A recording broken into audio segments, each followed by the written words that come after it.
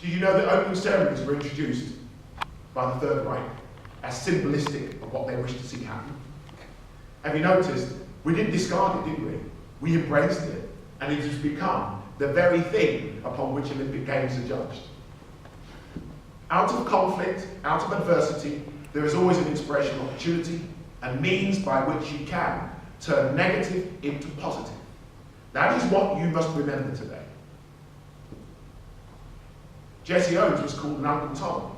He was called a house nigger because he chose to challenge differently. But by the time of the generational moving on of the Tommy Smith, the John Carlos and others who were being selected for a US 18 that was representative and reflective of the society was unequal. And by that time, the Olympic movement became a platform for conveying not only what reflected this society faster, higher, stronger, but also recommunicated what was not happening in the world as we lived and experienced. There was a time where wars stopped for Olympic Games. In Beijing, a conflict was started. George W. Bush was watching basketball, and other world leaders were having a good time. Some said there was a little meeting that took place in Beijing within the Olympic hotels of VIPs. Well, don't normally your ever hosting the games have to sign like an Olympic truce. Okay. And they didn't sign. They didn't sign it because one thing I will give by way of credit to the Chinese culture, they will not be hypocrites. It's not in their nature.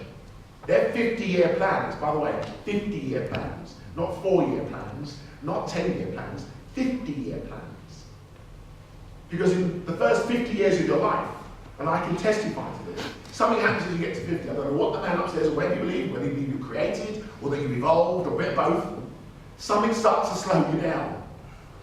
And you can fight it, but honestly, the sight starts to, I never need glasses. Why do I need glasses?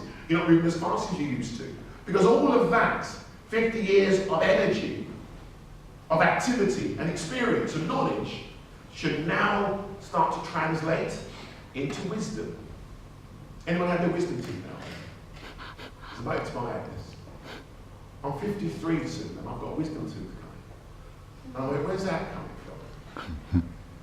But it slowed me down. Because ultimately, it has to be about what you have learned from the past, your experiences and knowledge that makes that transition. And that's what I did. I looked at the post-war world I was born into, and the Olympics, and whether it was Muhammad Ali, who'd come from the Olympics, and then decided that no Viet Cong had ever called him a nigger, why should he therefore go to war in Vietnam? That another student movement saw by his exclusion, with the taking away of his medals, and unable, at his peak, to possibly win another 3 or 4 world heavyweight titles, although I would say, with the quality of heavyweights he had at that time, it would have been interesting. But you know where he went, whilst he was exiled? He went to university campuses, and he engaged you.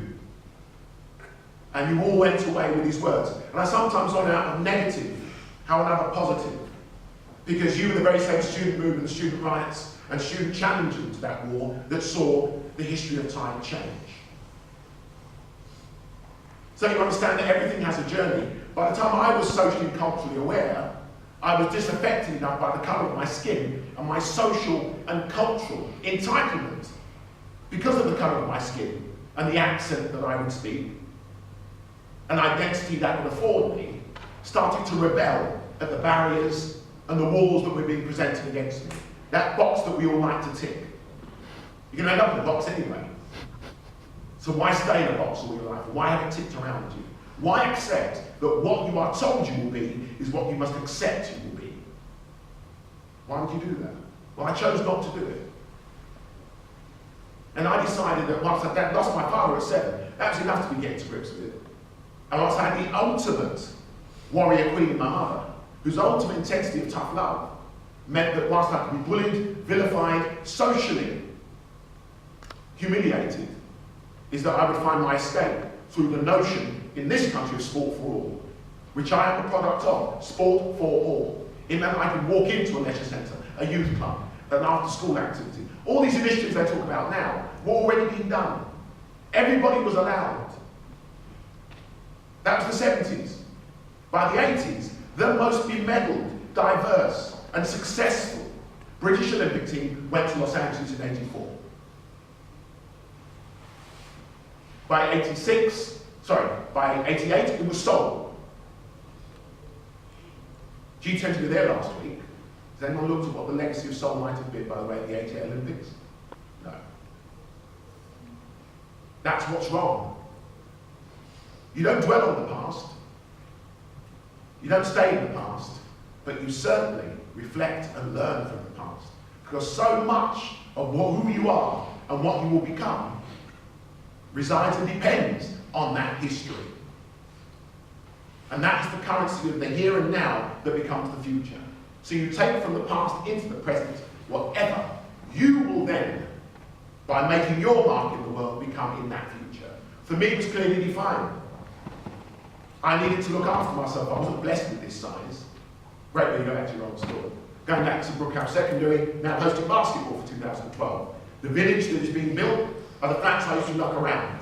One of the Olympic school projects